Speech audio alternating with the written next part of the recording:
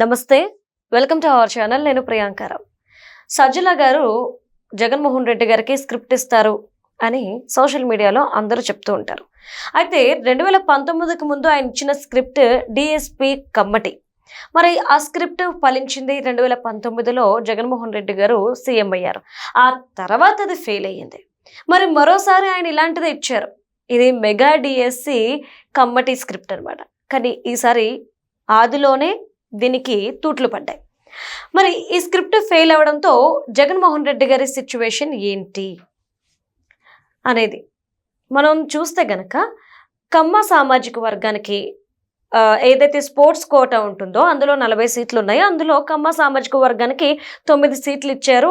కమ్మ వాళ్ళ కాబట్టి వాళ్ళే ఇలా ఇచ్చేసుకున్నారు ఎగ్జామ్ రాయకపోయినా అని చెప్పేసి వాళ్ళు ఆరోపిస్తున్నారు. ఇక్కడే అసలు అనుమానం వ్యక్తమవుతుంది. అంటే రెడ్లను అనాలి. కమ్మ సామాజిక వర్గానికి కంటే ఎక్కువ రెడ్డి సామాజిక వర్గానికి వచ్చినాయి 10. మరి అంతకంటే ఎక్కువ కాపు సామాజిక వర్గానికి 16. పైన ఈ రెండింటిని ఆపేసి కమ్మ వాళ్ళనే ఎందుకు అంటున్నారు? ఇక్కడ ఇదే క్వశ్చన్ మార్క్. సో ఇక్కడే జగన్మోహన్ రెడ్డి ఫెయిల్ అయ్యాడా? దీని మీద డిస్కస్ చేద్దాం. మనతో పాటు ప్రముఖ పొలిటికల్ అనలిస్ట్ డివి శ్రీనివాస్ గారు ఉన్నారు. ఆయనతో మాట్లాడదాం. నమస్కారం సార్. నమస్తే. అంటే ఏదైతే కమ్మటి స్క్రిప్ట్ ఉందో ఫస్ట్ టైం సక్సెస్ అయింది కదా, దాన్ని ఇప్పుడు యూటిలైజ్ చేసుకుంటే మళ్ళీ సక్సెస్ అవుతాం అనుకున్నారు. కానీ ఈసారి పాపం ఆదిలోనే తూట్లు పడి ఫెయిల్ అయిపోయింది. మరి నెక్స్ట్ సిచ్యువేషన్ ఏంటి సార్? అప్పుడు విజయసాయి రెడ్డి, అందుకే సక్సెస్ అయింది. ఇప్పుడు విజయ్ కుమార్. అప్పుడు విజయసాయి రెడ్డి 37 మంది డిఎస్పీల్లో ప్రమోషన్ ఇచ్చిన 37 మంది డిఎస్పీల్లో 36 మంది కమ్మాళ్ళు అన్నారు. అసలు బలంగా ప్రజల్లోకి దాన్ని నానేటట్టుగా చేశారు. అదే మళ్ళా ముఖ్యమంత్రి అయిన తర్వాత రామానాయుడు అసెంబ్లీలో క్వశ్చన్ అడిగాడు. అడిగితే అప్పటి హోంమంత్రి సుచరిత ఇచ్చిన సమాధానం 37 మంది పదోన్నతి పొందిన డిఎస్పీల్లో 5గురే కమ్మ అని చెప్పి ఆమె సమాధానం చెప్పారు. అంటే జరగాల్సిన డ్యామేజ్ జరిగిపోయింది. ఇప్పుడు విజయ్ కుమార్, ఇప్పుడు ఏది senior IAS officer, retired IAS officer Vijay Kumar ఏదో యూట్యూబ్ ఛానల్లో మాట్లాడుతూ మీరన్నట్టుగా డిఎస్సి స్పోర్ట్స్ కోటాలో ఉద్యోగాలు పొందిన వాళ్ళంతా కమ్మోళ్లే అన్నాడు. అది కాస్త ఇప్పుడు బెడిసి కొట్టింది. ఏంటి 3 రోజులుగా మొత్తం యూట్యూబ్లో దానిపైనే. అరే అసలు మొత్తం ఉన్నాయే 380 పోస్టులు.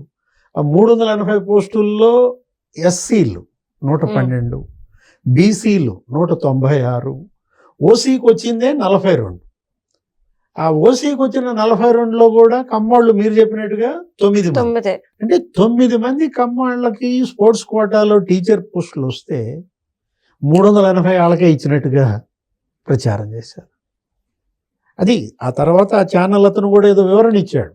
ఏంటి, నేను ఆయనకు ఫోన్ చేసిన తర్వాత విజయ్ కుమార్కి ఫోన్ చేస్తే ఆయన డిఎస్సి కాదు ఏదో ఏపీపీఎస్సి అభ్యర్థులు సీటు రాని అభ్యర్థులు నా దగ్గర వాపోయారని చెప్పాడు.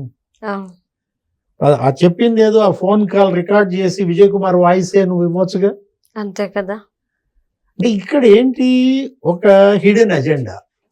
టార్గెట్ కమ్మపై ద్వేషం పుట్టించాలి, తద్వారా ఇతర కులాలని కమ్మ పైన ఎగదొయ్యాలి, తద్వారా ఆ కులాలందరినీ తన పార్టీ వైపు లాక్కోవాలి.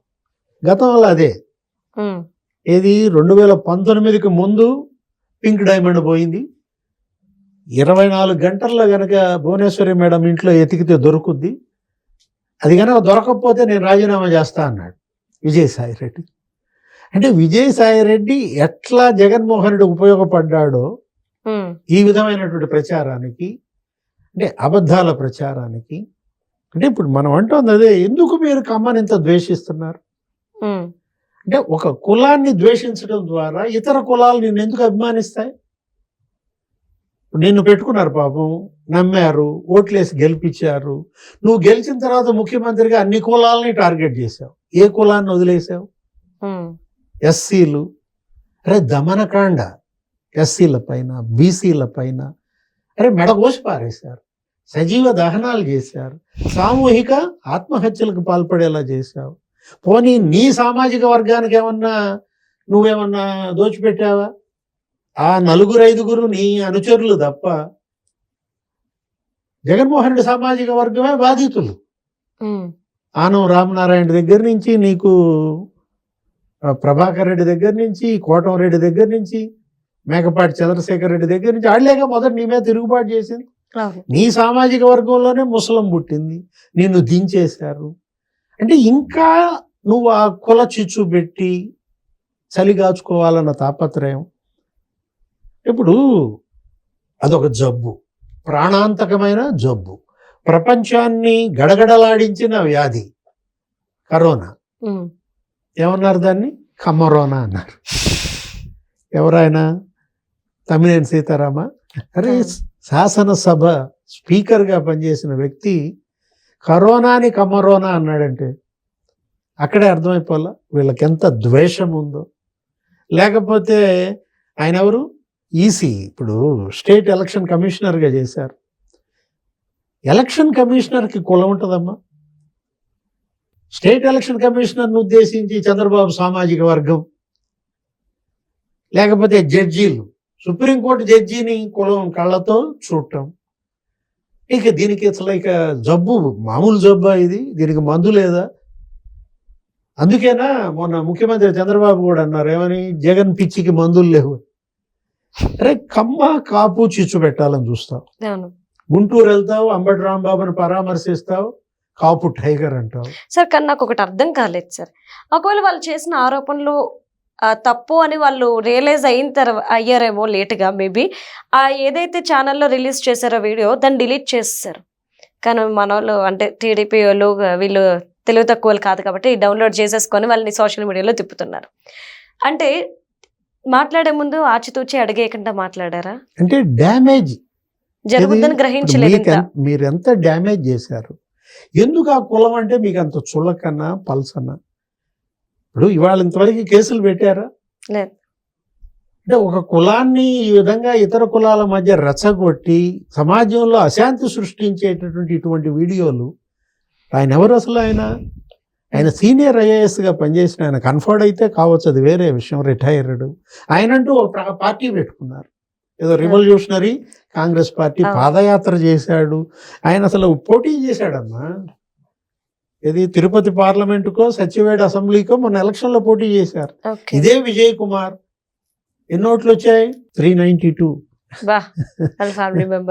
392 ఓట్లు వచ్చిన నువ్వు అంటే ఎలా అసలు? నువ్వు ఈ విధంగా ప్రజల్లో అపోహలు సృష్టించటం, విద్వేషాలు రెచ్చగొట్టడం. అంటే కమ్మ కాపు చిచ్చు పెట్టేవాళ్ళు కొంతమంది, లేదు హిందూ క్రిస్టియన్. ఎక్కడ? రాజమండ్రిలో.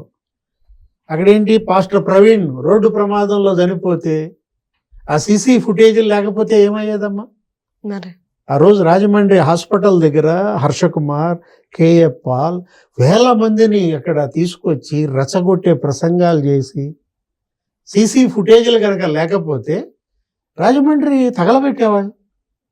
అతను ఎవరు? క్రిస్టియన్ సెల్ అధ్యక్షుడు వైసీపీ జాన్ బెన్నీ లింగం ఏమన్నాడు? బైబిల్ పక్కన పెడితే ఊసకోతే అన్నాడు.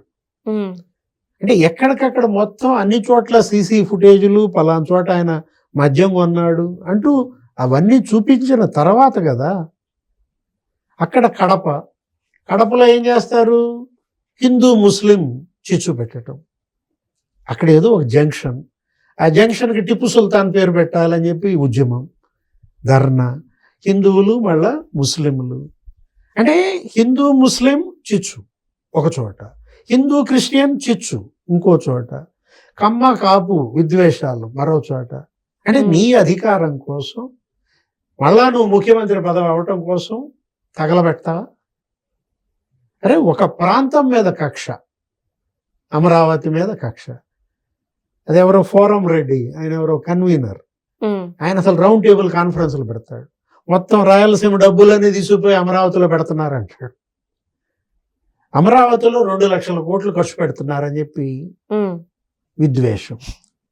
అసలు ఖర్చు పెట్టేది ఎంతో చెప్పినా అమరావతిలో 10,000 కోట్లు కూడా ఉండవు. ప్రభుత్వ పరంగా జరిగే ఖర్చు కేవలం 8,000 కోట్లు. మిగతా అదంతా కూడా లోన్స్, రుణాలు బ్యాంకులు ఇస్తాయి, అవి మళ్ళీ రీయింబర్స్ చేసుకుంటారు, వడ్డీ కేంద్రం కట్టుద్ది. ఇక్కడ ఆ యూసేజ్, ఆ నిర్మాణాలు వాడుకున్నాళ్ళు పే చేసుకుంటారు. అంటే అమరావతిపై ద్వేషం, విశాఖ పోయి అక్కడ రెచ్చగొడతారు అమరావతి మీదకి. అంటే ప్రాంతాల మధ్య చిచ్చు, కులాల మధ్య చిచ్చు, మతాల మధ్య చిచ్చు. ఈ చిచ్చులో చలిగాచుకోవటమా? Right. Thank you so much sir.